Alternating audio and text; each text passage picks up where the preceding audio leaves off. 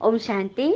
आज प्यारे मीठे भगवान की अव्यक्त मीठी मुरली मंथन की डेट है 21 मार्च 2021। तो चलिए सभी पहुंच जाते हैं मधुबन, माउंट आबू, जहां परमात्मा ने आकर मुरली चलाई थी। ये रिवाइज कोर्स है 22/11/1987 की, जब मधुबन में ये वाणी चली थी। वो सब अभी रिवीजन चल रहा है, क्योंकि स्कूल में भी जब पूरा सिलेबस कंप्लीट हो जाता है तो लास्ट समय में एग्जाम के समय टीचर पूरा रिवाइज कराता है ना, शुरू से लेकर सारे सब्जेक्ट को, चैप्टर को। उसी तरह से परमात्मा हमें रिवीजन करा रहे हैं कि बाबा ने आकर क्या क्या हमें पढ़ाया था और हम बच्चे उस पढ़ाई में कितना कितना पास हुए हैं, कितना हम अपने को आगे बढ़ाए हैं, ये अपनी चेकिंग हम करें। तो चलिए, आज बाबा ने जो हमें टाइटल दिया है वो है मदद के सागर से पदम गुना मदद लेने की विधि। ये बहुत बड़ी बात है। भगवान हमारे पास है, खजाना खुला हुआ है, फिर भी हमें मदद लेने की विधि नहीं मालूम, तो फिर क्या कर सकते हैं, क्या मिलेगा? तो बाबा हमें समझा रहे हैं। आज भगवान अपने चारों ओर के हिम्मतवान बच्चों को देख रहे हैं। आदि से अब तक हर एक ब्राह्मण आत्मा हिम्मत के आधार से भगवान की मदद के पात्र बनी है, और हिम्मते बच्चे मददे बाबा के वरदान प्रमाण पुरुषार्थ में नंबरवार आगे बढ़ रहे हैं। बच्चों की एक कदम की हिम्मत और बाबा की पदम कदमों की मदद हर एक बच्चों को प्राप्त होती है, क्योंकि यह बाप दादा का वायदा कहो, वर्षा कहो, सब बच्चों के प्रति है।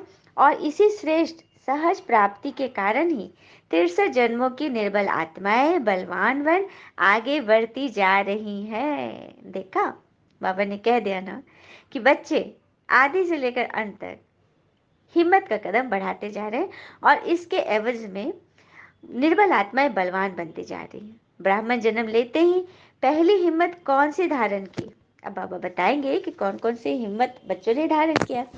तो पहली हिम्मत है जो असंभव को संभव करके दिखाया, पवित्रता की विशेषता की धारणा की, हिम्मत से दृढ़ संकल्प किया कि हमें पवित्र बनना ही है, और बाबा ने पदम गुना मदद दे दी कि आप आत्माएं अनादि आदि पवित्र थी, अनेक बार पवित्र बनी है और बनती रहेंगी। यह कोई नई बात नहीं है। देखा, पहली हिम्मत समझ में आ गई कि हमने पवित्रता की जो धारणा की, संकल्प किया, और कहते हुए हैं ना कि ईश्वर का दिया कभी अल्प नहीं होता, जो टूट जाए वो संकल्प नहीं होता। हार को जीत से दूर ही रखना, क्योंकि जीत का कोई विकल्प नहीं होता। कितनी बड़ी बात है ना। भगवान जो भी देते वो कभी कम नहीं देते। हमारे संकल्प यदि टूट रहे हैं तो वो संकल्प नहीं है, वो ऐसे ही है, ऊपर ऊपर से उथले हुए। हार को जीत से दूर रखना, क्यों? क्योंकि जीतने का मन में ठान लो तो वहां पे हार दाएं बाएं कहीं भी नहीं होना चाहिए, ऊपर नीचे कहीं भी नहीं, संकल्प मात्र भी नहीं, क्योंकि जीत का कोई विकल्प ही नहीं होता। जीत तो बस जीत है, जीतना है तो जीतना है। और जब भगवान जिसके साथ खड़े हैं जिताने के लिए, हिम्मत का बाबा कहते बस एक संकल्प तो तू कर, मैं बैठा हूं ना पूरा करने के लिए। और अभी हम ना करें तो बाबा क्या करे? तो पहली हिम्मत कि हमने असंभव को संभव करके दिखाया। फिर बाबा कह रहे अनेक बार की श्रेष्ठ स्थिति को फिर से सिर्फ रिपीट कर रहे हो। अब भी आप पवित्र आत्माओं के भक्त आपके जड़ चित्रों के आगे पवित्रता की शक्ति मांगते रहते हैं, आपकी पवित्रता की गीत गाते रहते हैं। साथ साथ आपकी पवित्रता की निशानी हर एक पूज्य आत्मा के ऊपर लाइट का ताज दिखाते हैं। देवी देवताओं के सर पे ताज तो होता ही, पीछे में भी एक ऑरा नुमा दिखाते हैं ना, एकदम लाइट चमकते रहता है। वो क्या है? पवित्रता का ही तो ऑरा है, उनके वाइब्रेशन है कि उन्होंने संगम पर अभी पवित्र बने, भगवान से पढ़े, हिम्मत का कदम बढ़ाया, और फिर देवी देवता बन गए। सत्युग त्रेता में राज किया महलों में, और उसके बाद द्वापर से उनके जड़ चित्रों की पूजा शुरू हो गई। तो ये आप ही की पूजा हो रही है। आपकी जड़ चित्रों के आगे भक्तगण कैसे शक्ति मानते रहते ना, गाते हैं ना, आपके लिए कितनी महिमा के गीत बनाए हैं, हम सबको याद है ना। आरती लक्ष्मी जी की, दुर्गा जी की, सरस्वती जी की, हाँ, ओम जय शिव ओमकारा, हनुमान जी की, राम जी की, कृष्ण जी की, गंगा जी की, सबकी आरती में हम महिमा ही तो गाते आए। तो उन्होंने ऐसे कर्तव्य किए, सबकी माँ बनी, सबको ज्ञान सुनाया, सबको ज्ञान धन से माला माल किया, तभी तो लक्ष्मी सरस्वती देवी जैसी बन गए। तो ये है, तो ऐसी स्मृति द्वारा समर्थ बनाया, अर्थात बाबा की मदद से आप निर्बल से बलवान बन गए। इतने बलवान बने जो विश्व को चैलेंज करने के निमित्त बन गए कि हम विश्व को पावन बनाकर ही दिखाएंगे। देखा कितने बलवान बन गए, सिर्फ अपने घर परिवार समाज के लिए ही नहीं, आप देश के लिए, विश्व के लिए सोच रहे हो। छोटी सी आत्मा में कितना बल भर दिया बाबा ने कि आप पूरे विश्व की आत्माओं के लिए सोच रहे हो, वैश्विक रूप में आप सक्षम हो रहे हो।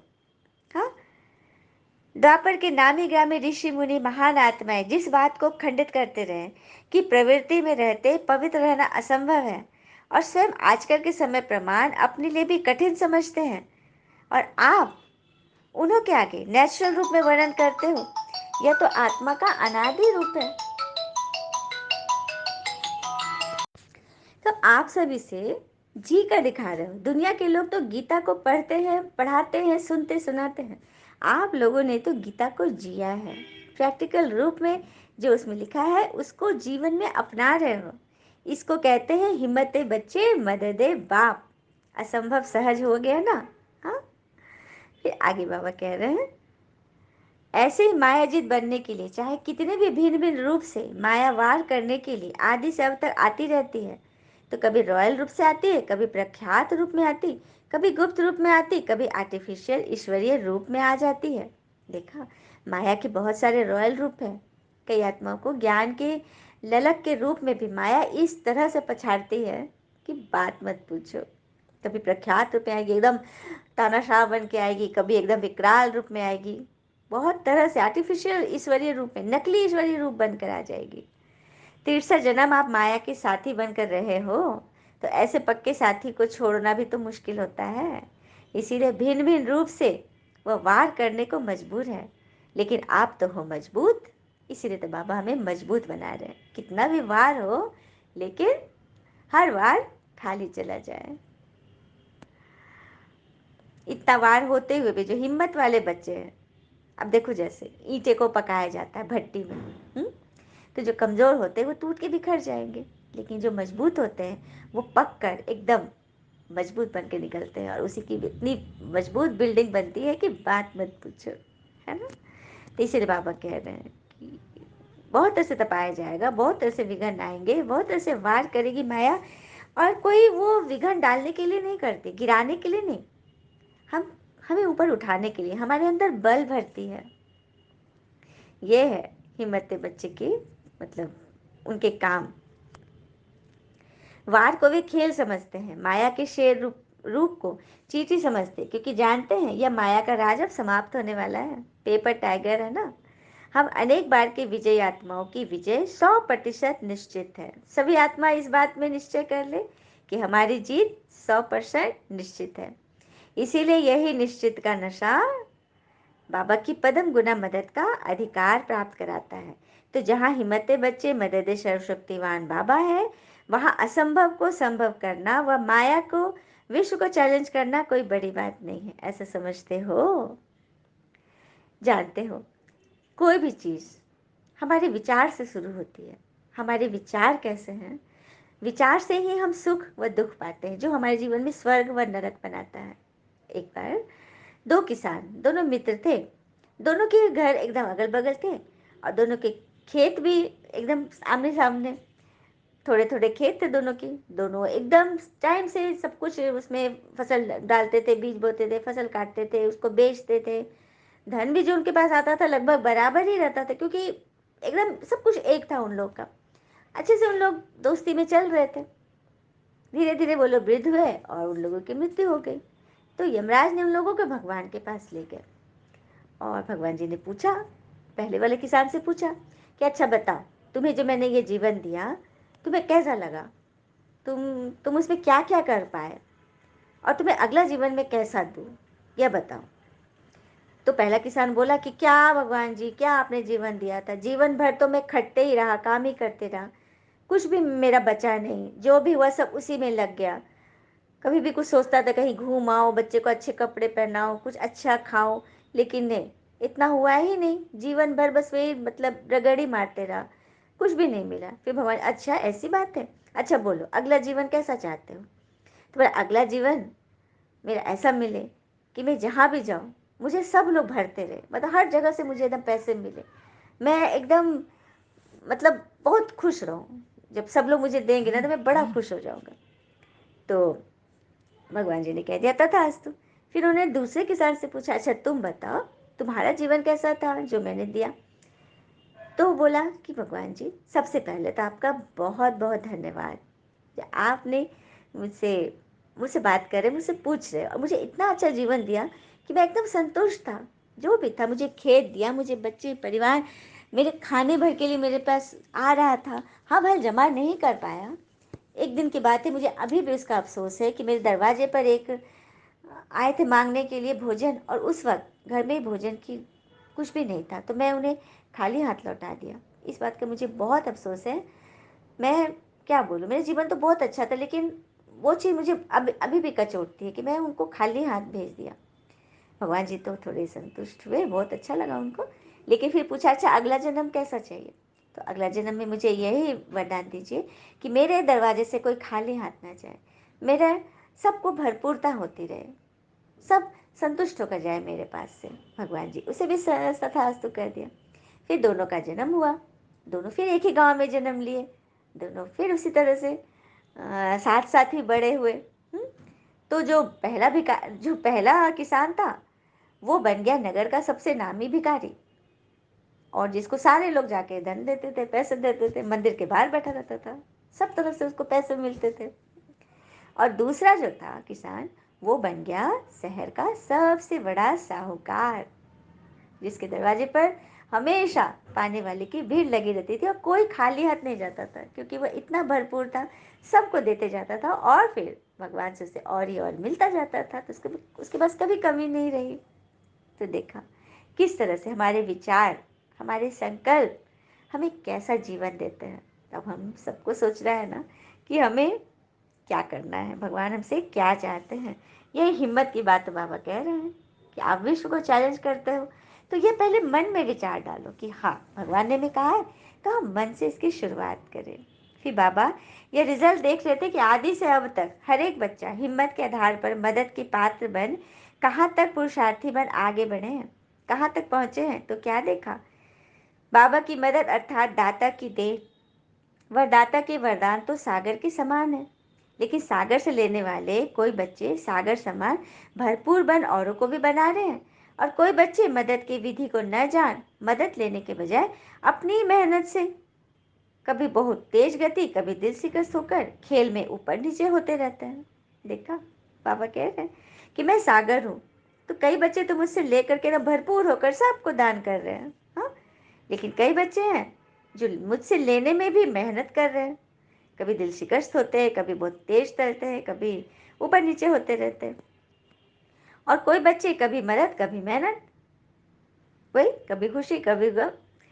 बहुत समय मदद भी है, लेकिन कहाँ का अलबेलेपन के कारण मदद की विधि को लेने में चूक जाते हैं, भूल जाते हैं। हिम्मत रखने के बजाय क्या करते हैं, आलस्य में आ जाते हैं, अभिमान में आ जाते हैं कि हम तो सदा पवित्र हैं ही, बाबा हमें मदद नहीं करेंगे तो किसको करेंगे, बाबा तो बंधे हुए हैं।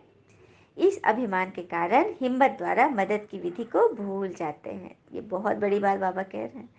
कई बच्चों को अभिमान हो जाता है, बाबा के बच्चे को ही, कि हाँ हमारा थोड़ी ना कोई बिगड़ेगा, माया कुछ नहीं बिगाड़ सकती, हमारे साथ भगवान है, हम चल रहे हैं, हो जाएगा, भगवान है तो सब कुछ करा ही लेंगे। तो ये बोल बाबा को बिल्कुल पसंद नहीं है। बाबा कहते हैं कि मैं भल साथ हूँ, लेकिन मदद उसी की करता हूँ जो अपनी मदद स्वयं करते हैं, जो हिम्मत का कदम बढ़ाते हैं। कहते हैं जैसे बैंक के लॉकर में दो चाबी होती है ना, एक बैंक के पास होता है और एक हमारे पास होता है। जब दोनों चाबी एक साथ लगेगी तब वो लॉकर खुलता है खजाने का। उसी तरह से ईश्वर के पास हमारे भाग्य की चाबी है और हमारे पास मेहनत की चाबी है। जब हम मेहनत की चाबी लगाएंगे तब भगवान भाग्य की चाबी, दोनों एक साथ लगेगा और खजाना खुलेगा। तो ये कारण है। ऐसा नहीं सोचना कि बाबा तो बंधे हुए, हमारी मदद तो करेंगे ही करेंगे। फिर आगे बाबा कह रहे हैं, अलबेलेपन का अभिमान और स्वयं पर अटेंशन देने का अभिमान मदद से वंचित कर देता है। मतलब किसी भी बात का अभिमान भगवान की मदद से हमें वंचित कर देगा। समझते हैं?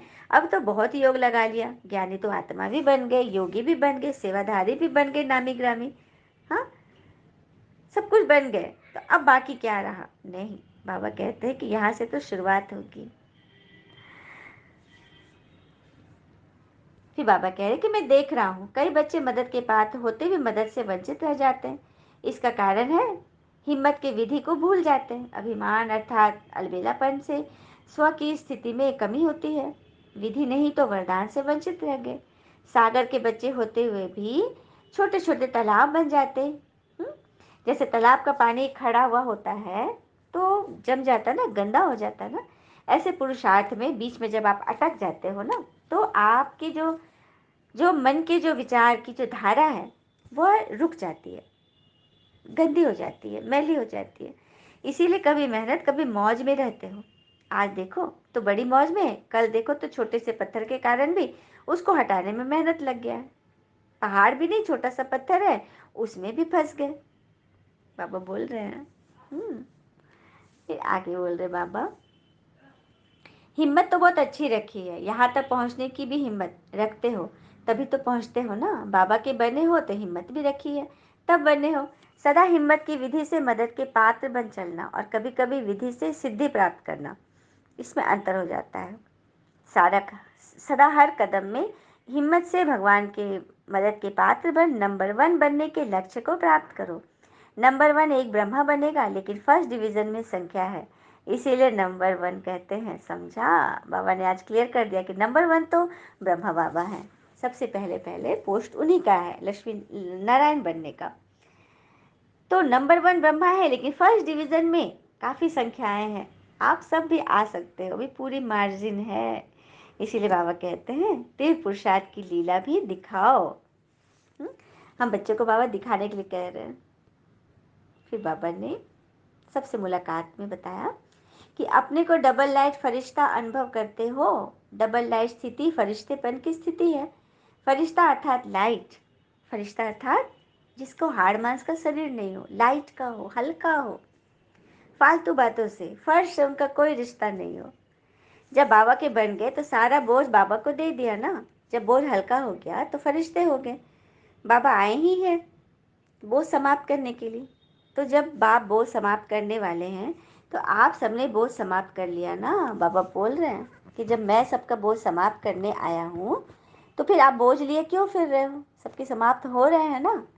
कोई छोटी सी गठरी छिपा कर तो नहीं रखी है सुदामा मिसल। तो सब कुछ दे दिया ना, कि थोड़ा थोड़ा रखा है, बचाए है।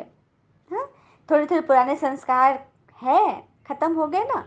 पुराना स्वभाव या पुराने संस्कार, ये भी तो खजाना हुआ ना। मतलब बाबा कह रहे उसका भी तो खजाना आपके पास था ना द्वापर से। पुराने स्वभाव और संस्कार का खजाना, जो हर दिन एक एक पाई पाई निकाल निकाल के उससे जीवन चलाते हो, तो उसको आप खत्म करो। वो रद्दी है, वो कबाड़ है, वो कचरा है, उसको हटाओ और नए पैसे लो, नए खजाने से अपना काम शुरू करो। नए स्वभाव संस्कार जो भी दैवी गुण वाले, तो उनको छोड़ना है। जब तक छोड़ेंगे नहीं तो छूटेंगे कैसे? तो वही पंछी की तरह, एक पंछी उड़ना चाह रही है लेकिन डाल को कस के पकड़ी हुई है। पंजे खोलेगी, डाल को छोड़ेगी, तब तो छूटेगी, ऊपर उड़ेगी। तो वही बात है। सब बच्चे कहते भी है कि बाबा माया नहीं छूट रही है, बाबा क्रोध आ रहा है, बाबा ऐसे हो रहा है, बाबा विघ्न आ रहे, रिश्तेदार नाते सभी तंग कर रहे हैं, बहुत तरह से बातें आ रही है, बाबा क्या करूं? तो बाबा क्या कहते हैं? छोड़ो, भूलो, उड़ो। रावण की प्रॉपर्टी अपने पास रखेंगे तो दुख ही पाएंगे ना। पर छोड़ो उसको, उड़ जाओ। फरिश्ता अर्थात जरा भी रावण की प्रॉपर्टी न हो, पुराना स्वभाव या संस्कार से एकदम अनजान हो जाओ, न्यारे हो जाओ। कीचड़ पट्टी की गठरी बंधी हुई है, उसे छोड़ो, जला दो, उसे खत्म करो। फिर बाबा कह रहे सदा वाह वाह के गीत गाने वाले हो ना। हाय हाय के गीत तो समाप्त हो गए और वाह वाह के गीत सदा मन में गाते रहो। जो भी श्रेष्ठ कर्म करते हो तो मन से क्या निकलता है? वाह मेरा श्रेष्ठ कर्म, वाह मेरा श्रेष्ठ भाग्य, वाह श्रेष्ठ कर्म सिखलाने वाले। या वाह श्रेष्ठ समय, श्रेष्ठ कर्म कराने वाले, तो सदा वाह वाह के गीत गाते रहो। कभी गलती से भी हाय तो नहीं निकलता। आजकल अंग्रेजी चलन में क्या कहते हैं हम, हाय हेलो, क्या इसका मतलब है? पुराने संस्कार हमारे थे ना, हम हाथ जोड़कर नमस्ते करते थे। ये कोविड ने तो हमारे पुराने संस्कार को ले आया। हाथ मिलाने वाली परंपरा ही खत्म होगी, सोशल डिस्टेंसिंग, दूर से नमस्कार, है ना। तो ये सब हमारी भारतीय संस्कृति जो हमें देवता की ओर ले जाती है ना। हर एक हिंदू धर्म में कुल देवी देवता होते हैं ना, तो हम उसी के तो वंशज हैं, जो हम अच्छी अच्छी बातें सीखते थे, संस्कार सीखते थे। तो जो सब खत्म हो गया है, बाबा फिर से उसको लाने के लिए ये ज्ञान सुनाए हमें, वाह ड्रामा वाह सिखा रहे हैं। इसी को कहते हैं घर बैठे इतना बड़ा भाग्य मिल जाए तो हो गई ना डायमंड लॉटरी। सबकी डायमंड लॉटरी लगी है ना। फिर बाबा कह रहे संगम युगी स्वराज अधिकारी आत्माएं बने हो, हर कर्मेंद्रिय के ऊपर अपना राज्य करना आता है। कोई कर्मेंद्रिया धोखा तो नहीं देती, कभी संकल्प में भी हार तो नहीं होती, कभी व्यर्थ संकल्प चलते हैं। स्वराज अधिकारी आत्माएं हैं, इस नशे और निश्चय से सदा शक्तिशाली बन माया जी सो जगत जीत बन जाते हो। मतलब निश्चय करो, था ना वो स्लोगन में कि वो संकल्प ही क्या जो टूट जाए। बिल्कुल नहीं। निरंकारी सदा निर्माणचित बन सेवाधारी बनने वाले कि मोह के बंधन भी खत्म हो जाते हैं। मोह का बंधन है ना, जिससे कोई नहीं छूट सका है। जिस बात में आपका मन फंस रहा है, आप जिस बात से गुस्सा कर रहे हो, आप चिढ़ रहे हो, आप फंस रहे हो, बच्चे ने गलती की, आपने बहुत ज़्यादा डांट दिया, आप एकदम अंदर से डिस्टर्ब हो गए, तो ये मोह की निशानी है। अच्छा, फिर बाबा ने हमें वरदान दिया। वरदान, पिता समान अपने हर कर्म बोल यादगार बनाने वाले, दिल तक नशीन सो राज्य तक नसीम भव। भगवान समान अपने हर बोल व कर्म का यादगार बनाने वाले, दिल तख्त नशीन सो राज्य तख्त नसीन बनो। जैसे पिता द्वारा जो भी बोल निकलते हैं वह यादगार बन जाते हैं। जैसे भगवान मुरली में जो मैं सुनाते हैं, वो एक एक बोल हमारे लिए कैसे लगते हैं, स्वर्ण अक्षर, यादगार। ऐसे जो पिता समान है, वो भी जो बोलते हैं वह सबके दिलों में समा जाता है, अर्थात यादगार रह जाता है, यादें रह जाती हैं। वो जिस आत्मा के प्रति संकल्प करते हैं तो उनके दिल को लगता है। कई आत्माएं कहती हैं दीदी आपकी दुआएं लगती है, सच बात है ना। उनके दो शब्द भी दिल को राहत देने वाले होते हैं, उनके समीपता का अनुभव होता है, इसीलिए उन्हें सब अपना समझते हैं। ऐसे समान बच्चे ही दिल तक नशीन सो राज्य तक नशीन बनते हैं। तो कोई एक नहीं बनना है, किसी एक को नहीं बनना। भगवान तो चाहते हैं सारे बच्चे दिल तक नशीन व राज्य तक नशीन बने। तो दिल तक नशीन हम यहाँ संगम पे बनेंगे, भगवान के दिल तख्त पर राज करेंगे, और ताज तख्त कहाँ मिलेगा, सत्युग में। हम भविष्य रजाई पद के अधिकारी बनेंगे। तो देखा स्लोगन, अपनी उड़ती कला द्वारा हर समस्या को बिना किसी रुकावट के पार करने वाले उड़ता पंछी बनो। कि कहते हैं ना, जिंदगी में एक दूसरे के जैसा होना जरूरी नहीं है, लेकिन एक दूसरे के लिए होना बहुत ज़रूरी है। तो यहाँ भगवान हमें सिखा रहे हैं कि हमें हर किसी से बात करनी है तो किसके लिए, ईश्वरीय पैगाम देने के लिए। सबका जो कोई वाणी से नहीं भी सुन रहा है तो मन से उनके लिए दुआएं करते चलो। तभी तो हम बनेंगे उड़ता पंछी। हर प्रॉब्लम से हम ऊपर उठ जाएंगे, अब खुद भी उड़ेंगे और औरों को भी उड़ाएंगे, क्योंकि अब बारी उड़ने और उड़ाने की है, समय नज़दीक आ चुका है। अच्छा, ओम शांति। शुक्र है मीठे बाबा, वो बाबा के प्यारे प्यारे बच्चे। थैंक यू बाबा, ऑल इज़ वेल ऑलवेज। ओम शांति।